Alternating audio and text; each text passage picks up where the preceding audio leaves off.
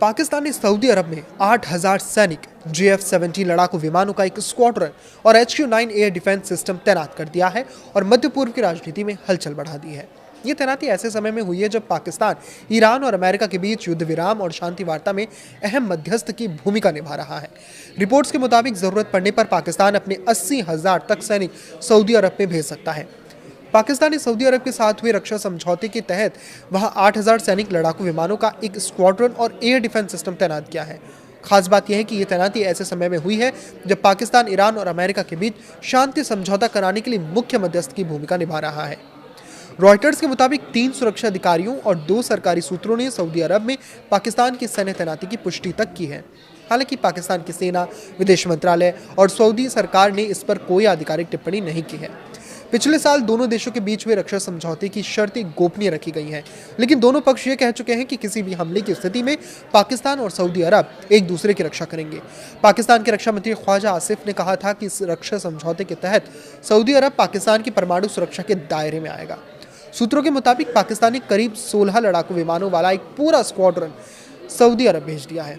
इनमें ज्यादातर चीन के साथ मिलकर बनाए गए JF-17 फाइटर जेट शामिल है। ये विमान अप्रैल की शुरुआत में भेजे गए थे। 2 सुरक्षा अधिकारियों ने बताया कि पाकिस्तान ने ड्रोन के 2 स्क्वाड्रन भी तैनात कर दिए हैं। पाकिस्तान की इस तैनाती में लगभग 8,000 सैनिक शामिल हैं और जरूरत पड़ने पर और सैनिक भेजने का भी आश्वासन सऊदी अरब को दिया गया है। इसके अलावा चीन निर्मित HQ-9 एयर डिफेंस सिस्टम भी तैनात किया गया है। इन सैन्य उपकरणों को पाकिस्तानी सेना में जितने भी सैनिक हैं वो सभी ऑपरेट कर रहे हैं, यानी ऑपरेटर भी पाकिस्तान से जा रहा है और उसका डिफेंस करने वाले सैनिक भी पाकिस्तान से जा रहे हैं, जबकि इसका खर्च सऊदी अरब उठा रहा है। एक सरकारी सूत्र ने बताया कि गोपनीय रक्षा समझौते में जरूरत पड़ने पर 80,000 तक पाकिस्तानी सैनिकों को सऊदी अरब भेजने का प्रावधान है, ताकि सऊदी सेना के साथ मिलकर उसकी सीमाओं की सुरक्षा की जा सके। 2 सुरक्षा अधिकारियों ने यह भी दावा किया है कि इस समझौते में पाकिस्तानी युद्धपोतों की तैनाती भी शामिल है। हालांकि स्पष्ट नहीं हो सका है कि कोई युद्धपोत सऊदी अरब अब तक पहुंचा है या नहीं।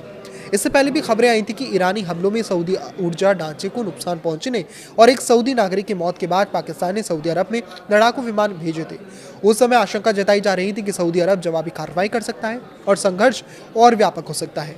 बाद में पाकिस्तान ने अमेरिका और ईरान के बीच युद्ध विराम कराने में अहम मध्यस्थ की भूमिका निभाई, तो इस्लामाबाद में दोनों पक्षों के बीच शांति वार्ता का पहला दौर भी आयोजित किया गया था।